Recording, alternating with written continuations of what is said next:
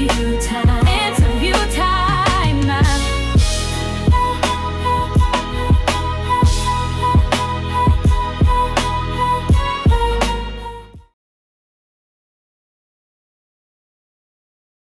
Hi, how you doing?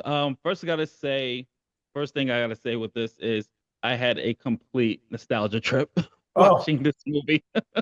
yes. Yep. Yes, just from the music, just even from the style of the setting. So my first question is, when you read the script and you saw Hank and Stacy started off as this typical high school sweetheart couple, then kind of ended like a typical high school sweetheart couple. How would you like saw that your characters were going different directions? How did you approach it from there?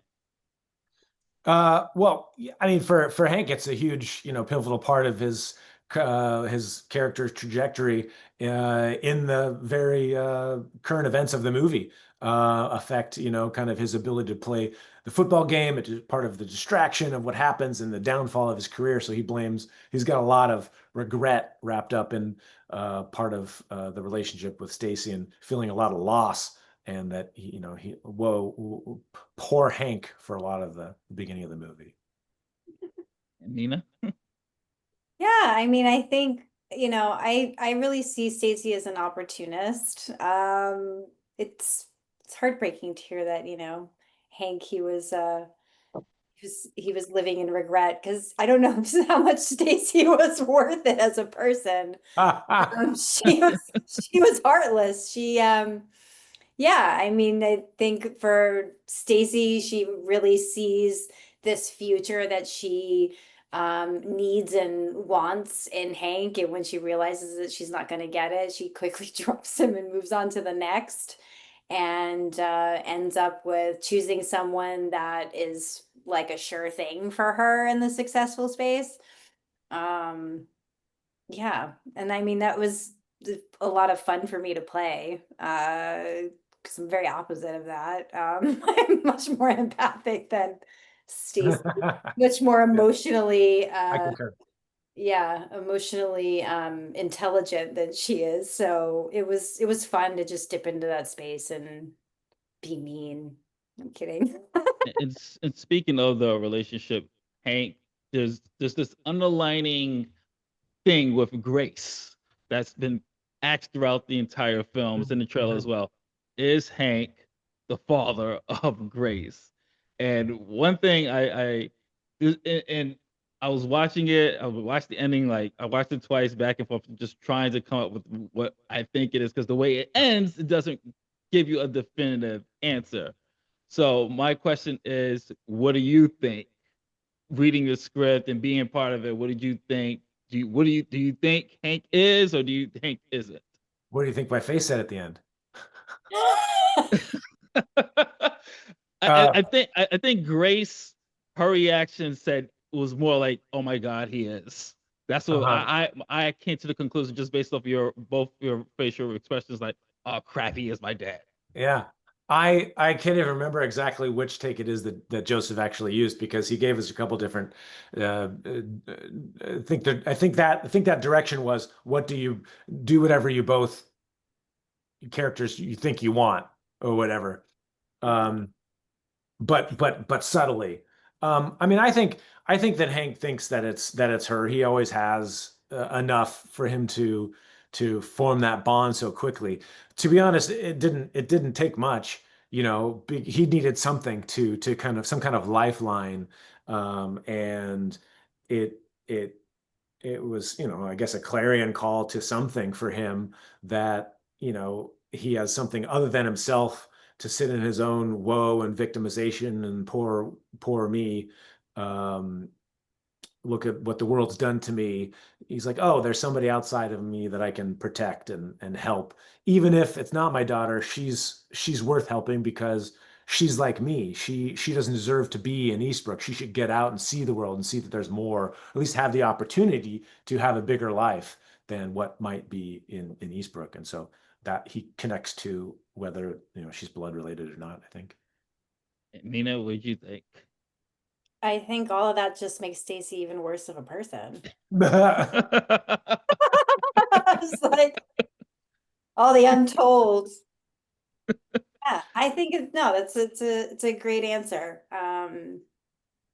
Because again, I think it's overall, yeah, what Brandon said, it's not so much even about like the specifics of that. It's really about how the type of people they are and how they connect on that level.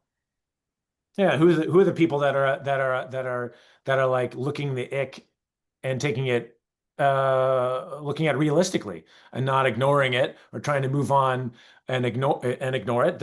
They're going, okay, this is here and I'm going to be curious about how I can protect myself from it rather than, putting my head in the sand. And speaking of the egg, I'm glad you brought that up because that's leading to the next question. This feels more than a monster because the ick is like a lot of people are aware of it, but they just ignore it. And it's just like, oh, it doesn't exist, or just let it be. It's not bothering me until the point where it's just like, okay, I'm hungry. It's time for me to get to the next level and feast on everybody. What do you think the creature represents on a more deeper level, and in Mena as well? You also had a situation in the film where you had a transformation. Can you talk a little bit about that as well, like with the makeup and the prosthetics of that as well? Yeah.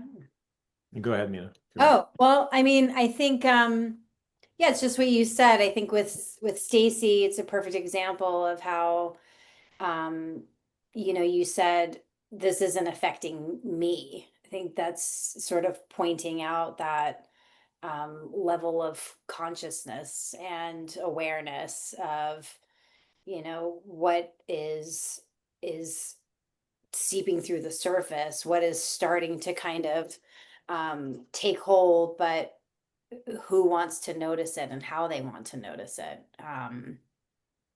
Because it's not directly affecting them. And that's very much the space that, Staci lives in with her family. And even with what happens to her at the end, there's a moment where, Hank pulls her back out onto the football field and she's just sort of like, ugh, this like you're what now, and and then she disappears. She's consumed by it. So that was also a lot of fun for me to play. I love doing that kind of stuff. I love prosthetics and transformation. And so that was, I think it was like around 4 hours in Oh wow. that one moment of getting into those prosthetics of all the like the bulbous, attachments on my face and neck. And I loved it.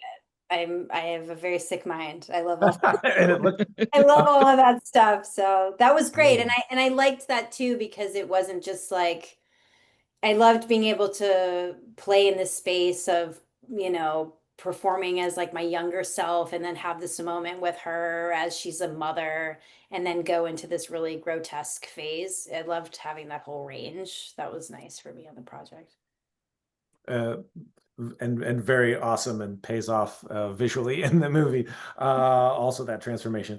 And I think just briefly the ick, it can represent nothing. It can just be a monster, an alien, whatnot. But it can also be representative of a lot of things. The ick can be many things. But I think the biggest thing is just kind of is apathy and some people get icked and they don't even know. They don't even know they're getting eaten alive or that they're being controlled to a degree in the movie, you know.